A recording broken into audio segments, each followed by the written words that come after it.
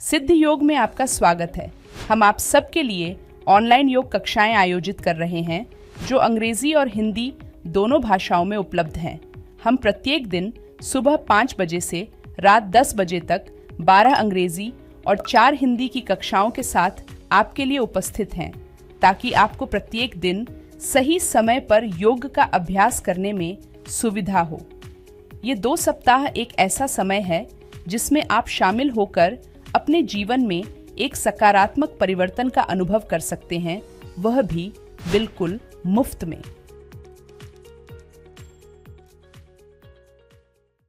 दोस्तों, क्या आपके हिप जॉइंट में बहुत ज़्यादा स्टिफनेस है? आपकी हिप जॉइंट की मोबिलिटी बहुत ज़्यादा कम है, साथ ही आपके एंकल जॉइंट और नी जॉइंट की फ्लेक्सिबिलिटी बहुत ज़्यादा कम है, आपके नी में दर्द रहता है, या फिर आपके शोल्डर्स जो हैं वो बहुत ज़्यादा स्टिफ हैं, आपकी बैक हंच्ड है, आपके शोल्डर्स ड्रॉप्ड हैं, आपके रिप्रोडक्टिव ऑर्गन्स जो हैं वो अच्छे से काम नहीं कर रहे हैं, तो हम आपको बताने जा रहे हैं एक आसन के बारे में जो कि आपको हेल्प करेगा आपकी इन सभी समस्याओं को पूरी तरीके से दूर करने में। तो मैं अतुल मिश्रा सिद्धि योगा से आपका स्वागत करता हूं। चलिए दोस्तों, अपने गौमुखासन काव फेस पोज का अभ्यास शुरू करने से पहले हम इसकी कॉन्ट्रा इंडिकेशंस को समझ लेते हैं। तो यदि आपको आपके शोल्डर से रिलेटेड कोई इंजरी है, या फिर आपको फ्रोजन शोल्डर की समस्या है, आपको एल्बो जॉइंट में कोई पेन है, या फिर आपको नी जॉइंट, एंकल जॉइंट या हिप जॉइंट से रिलेटेड कोई भी इंजरी या कोई भी पेन है आपकी बॉडी के इस पार्ट में, साथ ही साथ आपको यदि आपकी बैक से रिलेटेड बहुत ज्यादा पेन है, कोई सीवियर इंजरी है आपकी लोअर बैक में, तो आपको इस आसन का अभ्यास करने से बचना है।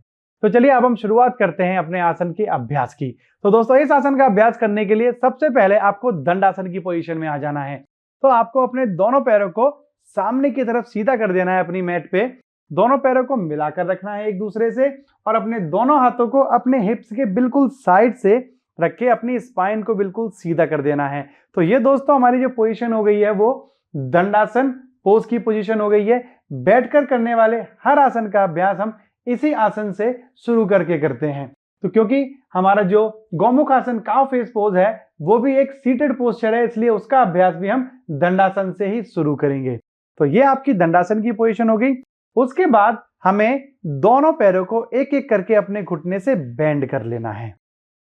ध्यान रहे, बेंड करने के बाद आपको अपने दोनों घुटनों और पैरों के बीच में थोड़ा सा गैप दे देना है। उसके बाद आपको अपने लेफ्ट हैंड को अपनी लेफ्ट लेग के नीचे से ले जाकर अपने राइट एंकल को पकड़ लेना है। उसके बाद अपने राइट लेग को इस तरीके से बेंड कर लेना है। अपने लेग को बेंड करने के बाद आपको ध्यान रखना है कि आपका जो फीट है, जो आपका राइट फीट है, उसकी पोजीशन इस तरीके से रहेगी। आपको यहां इस तरीके से अपने फीट की पोजीशन नहीं रखनी है, बिल्कुल रिलैक्स कर देना है अपनी एंकल को, और आपका जो हील है वो आपकी हिप की लाइन से थोड़ा सा बाहर की तरफ रहेगा। अब जिस तरीके से आपने अपने राइट लेग को बेंड किया है, उसी तरीके से हमें अपने लेफ्ट लेग को राइट लेग के ऊपर से बेंड करना है। तो हम अपने लेफ्ट एंकल को राइट हैंड से पकड़ेंगे और इस लेग को भी हमें बेंड कर लेना है। तो बेंड करके आपकी इस तरीके की पोजीशन हो जाएगी।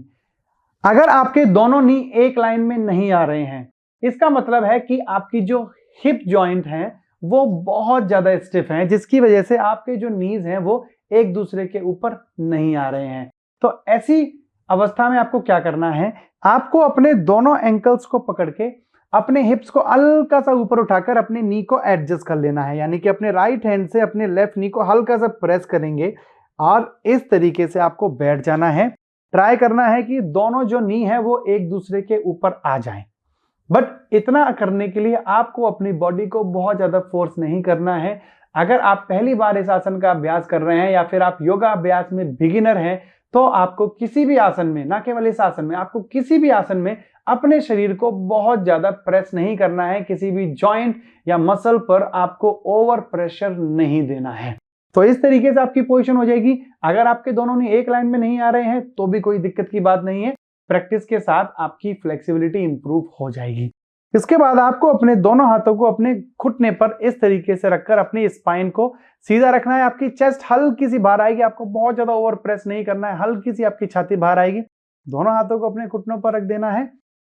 यदि आपको शोल्डर जॉइंट से रिलेटेड कोई पेन है, या फिर आपको फ्रोजन शोल्डर की समस्या है, तो आपको अपने दोनों हाथों को घुटनों पे रख के इस तरीके से आपको इस आसन का अभ्यास करना है।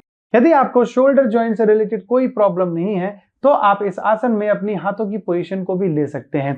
तो हाथों की पोजीशन किस तरीके से लेनी है, जो आपका राइट हैंड है वो आपकी बॉडी के पीछे की तरफ और नीचे से आपको इस तरीके से ऊपर ले जाना है, क्योंकि आपका जो राइट लेग है वो नीचे की तरफ है, इसीलिए आपको अपने दाएं हाथ राइट हैंड को भी पीछे की तरफ से और इस तरीके से धीरे धीरे इसको ऊपर लेके जाना है। बॉडी को थोड़ा सा आगे की तरफ झुकाएंगे जिससे कि आपका हाथ जो है ज्यादा से ज्यादा ऊपर की तरफ चला जाएगा। उसके बाद आपको अपनी स्पाइन को सीधा कर देना है। जो आपका बायां पैर यानी कि आपका जो लेफ्ट लेग है वो ऊपर की तरफ है, तो आपको अपने लेफ्ट हैंड को सामने की तरफ से ऊपर की तरफ उठाना है, शोल्डर को ऊपर की तरफ पुश करेंगे। उसके बाद अपनी एल्बो को बेंड करते हुए इस तरीके से आपको अपनी फिंगर्स को लॉक कर लेना है। फिंगर्स को लॉक करने के बाद ध्यान रहे दोस्तों, इस तरीके से आपको पोजीशन नहीं लेनी है। आपकी जो लेफ्ट एल्बो है, आपका जो बाईं कोहनी है, वो आपके सर के पीछे की तरफ रहेगी इस तरीके से। हो सकता है कुछ लोगों को परेशानी आए, वो अपने फिंगर्स को इस तरीके से ना लॉक कर पाए, तो ऐसे में आपको योगा बेल्ट की मदद लेनी है। अगर आपके पास योगा बेल्ट अवेलेबल नहीं है तो घर पर उपस्थित कोई भी चुन्नी या कोई भी कपड़ा जैसे कि आपका टॉवल आप ले सकते हैं।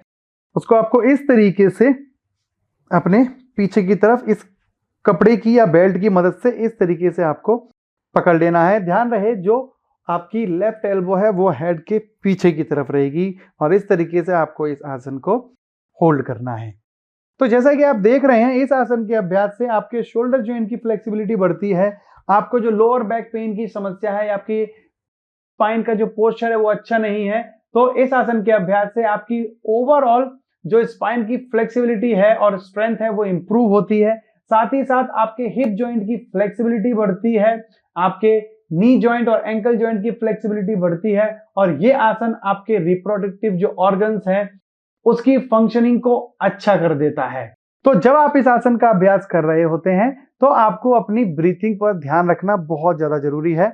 आप चाहे तो इस आसन के अभ्यास में अपनी आंखों को भी बंद कर सकते हैं और अपना ध्यान अपनी श्वास प्रश्वास पर रख सकते हैं। वापस आने के लिए आपको पहले अपने दोनों हाथों की पोजीशन को छोड़ देना है। दोनों हाथों की पोजीशन छोड़ने के बाद आपको अपने दोनों पैरों को एक एक करके सीधा कर देना है। फिर हम वापस दंडासन की पोजीशन में आ जाएंगे। जिस तरीके से हमने इस आसन का अभ्यास अभी किया है, सेम उसी तरीके से हम अपोजिट साइड यानी कि दूसरी तरफ से भी इस आसन का अभ्यास करेंगे। तो यानी कि हमारे हाथों और पैरों की पोजीशन को हमें अब चेंज करना है। तो देखेंगे फिर से, आपको अपने दोनों पैरों को बेंड कर लेना है। उसके बाद अपने लेफ्ट लेग को राइट लेग के नीचे से और अपने राइट लेग को लेफ्ट लेग के ऊपर से। तो यहां आने के बाद अगर आपकी जो नी है वो एक लाइन में नहीं आ रही है तो आपको हल्का सा हिप्स को ऊपर उठाना है। अगर हिप्स को ऊपर उठाने के बाद आप अपने हिप को नीचे नहीं रख पा रहे हैं तो आपको कोई भी ब्लैंकेट या फिर कोई भी पिलो या फिर इस तरीके का पिलो आप ले सकते हैं, जिसको कि हम अपने बहुत सारे योगासन में यूज करते हैं। तो इसको लेकर आपको इसे अपने हिप्स के नीचे इस तरीके से रख देना है। आपको अपने दोनों हिप्स को इसके ऊपर रख के इस आसन का अभ्यास करना है। तो यहां पर हम इस तरीके से इस आसन के अभ्यास को कर सकते हैं। अगर आपके हिप्स जो हैं वो इजीली मैट पर जा रहे हैं तो आप उनको मैट पर ले जाइए। अगर आपके हिप्स मैट पर नहीं जा पा रहे हैं अपने दोनों नी को स्ट्रेच करने के बाद, तो आप अपने हिप्स के नीचे सपोर्ट के लिए पिलो या फिर ब्लैंकेट को यूज कर सकते हैं।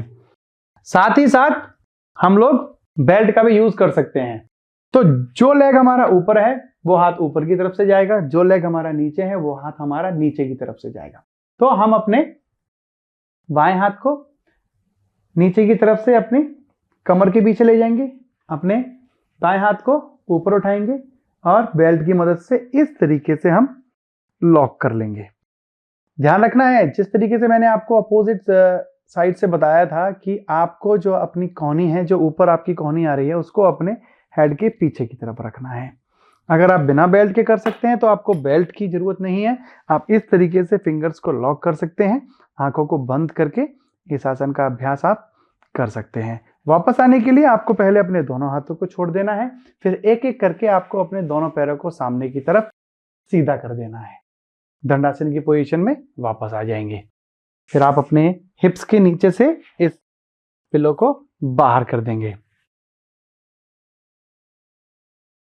तो दोस्तों, ये हमने आपको बताया कि आप किस तरीके से गोमुखासन काउ फेस का अभ्यास कर सकते हैं, क्या क्या स्टेप आपको लेंगे ये हमने आपको बता दिया है। साथ ही साथ हमने आपको ये भी बताया कि किस तरीके से प्रॉप्स की मदद से आप इस आसन के अभ्यास को और बेहतर बना सकते हैं। अब देख लेते हैं दोस्तों समय के बारे में। तो हमें इस आसन का अभ्यास जो है 30 से 40 सेकंड या मैक्सिमम 1 मिनट तक हम इस आसन का अभ्यास कर सकते हैं। साथ ही साथ आप इस आसन के 2 से 3 राउंड करेंगे एज अ बिगिनर, बट बहुत ज्यादा प्रेस नहीं करना है अपनी बॉडी को इस आसन के अभ्यास में, ये आपको ध्यान रखना है। तो मैं आशा करता हूं कि इस जानकारी के साथ आप इस आसन का अभ्यास अच्छे से कर पाएंगे और साथ ही साथ इस आसन से मिलने वाले ज्यादा से ज्यादा लाभों को आप ले पाएंगे इसके अभ्यास से। तो आप करिए इस आसन का अभ्यास। हम जल्दी ही मिलते हैं आपसे नए आसन के साथ। तब तक के लिए नमस्कार।